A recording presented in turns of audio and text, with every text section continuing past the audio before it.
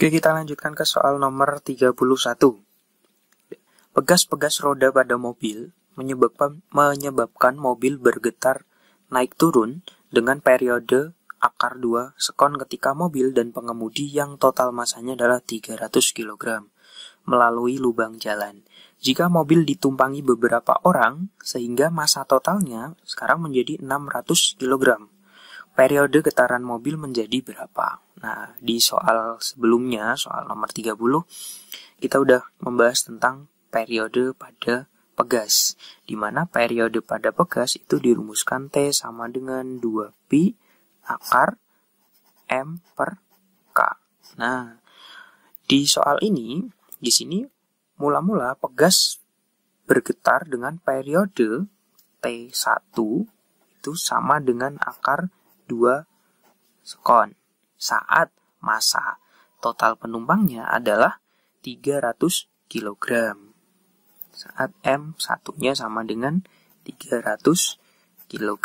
Nah, sekarang pertanyaannya, kalau massa totalnya menjadi 600, M2-nya menjadi 600, maka periodenya atau T2-nya menjadi berapa? Nah, dari rumus ini, T sama dengan 2pi akar M per K, kita lihat T sama akar M ini dia berbanding lurus. Artinya apa? Berarti kalau kita buat perbandingan, maka di sini T1 banding T2 itu sama dengan, karena di sini T sama akar M berbanding lurus, maka kalau T1 banding T2 itu sama dengan akar M1 banding akar M2. Oke, akarnya mau dijadiin 1 juga boleh. Berarti di sini nilainya akar 2 per T2 sama dengan, ini akarnya boleh kita jadiin 1. Jadi akar 300 per 600. Oke. 300 bagi 600. Ini boleh kita coret. 300 bagi 600. Ini masih 2. Berarti jadinya akar 2 per T2 sama dengan, ini tinggal akar 1 per 2. Akar 1 itu 1 per akar 2. Nah, oke. Ini kita kali silang. Nah, jadinya T2 berarti sama dengan akar 2 kali akar 2. 2 sekon. Ya, berarti jawabannya adalah yang B. Oke, sekarang soal berikutnya nomor 32. Ayunan sederhana A memiliki panjang talinya 1 meter dan beban bermassa 100 gram. Dan ayunan sederhana B memiliki panjang 2 meter dan massa 200 gram. Saat kedua ayunan digetarkan di tempat yang sama, pernyataan berikut yang benar adalah, nah, di sini yang dibahas adalah tentang ayunan sederhana atau ayunan bandul. Gini.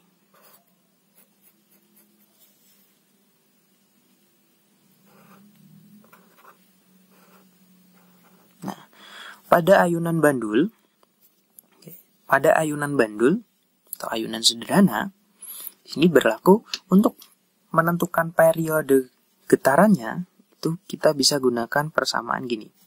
T sama dengan 2pi akar L per G. T sama dengan 2pi akar L per G. Di mana L-nya adalah panjang tali, G-nya adalah percepatan gravitasi. Nah, sekarang di sini saat kedua ayunan digetarkan di tempat yang sama, artinya apa? Kalau di tempat yang sama, ini berarti percepatan gravitasinya adalah sama. Maka pernyataan berikut yang benar adalah, nah, kita lihat di sini periode T sama L ini berbanding lurus, artinya semakin panjang talinya, maka periodenya juga akan semakin besar. Nah, yang A di sini periode ayunan B lebih besar dari ayunan A. Kita lihat panjang tali yang A 1 meter, panjang tali B 2 meter. Yang lebih panjang adalah yang B. Nah, berarti semakin panjang periodenya semakin besar. Maka periode ayunan B lebih besar dari ayunan A. Itu udah jelas, betul. Oke, tapi kita cek dulu pernyataan yang lain. Yang B, periode ayunan A dan B sama besar, salah. Periode ayunan B setengah kali, salah. Periode ayunan B 2 kali periode ayunan A. Nah, apakah nah ini A sama D ini sebenarnya hampir sama, tapi kita cek dulu yang D apakah benar periode ayunan B itu 2 kali periode ayunan A. Kita cek dulu. Di sini T dia sebanding dengan akar L. Berarti kalau kita buat perbandingan gini. TA banding TB sama dengan akar LA banding akar LB. Atau TA banding TB berarti sama dengan LA 1. Berarti itu akar 1 per akar 2. Akar 1 per akar 2. Atau berarti TB nilainya akar 2 TA, bukan 2 kalinya TA. Berarti jawaban yang betul adalah yang A. Kalau yang E, hubungan periode kedua tidak dapat ditentukan. Bisa. Nah, jawabannya adalah yang A. Soal berikutnya nomor 33. Sebuah partikel bergetar dengan simpangan Y sesuai persamaan Y sama dengan 4 sin 5 pi T.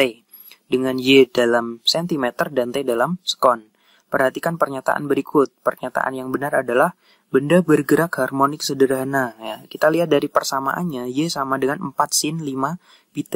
Ingat, persamaan dari gerak harmonik sederhana itu dirumuskan Y sama dengan A sin omega T.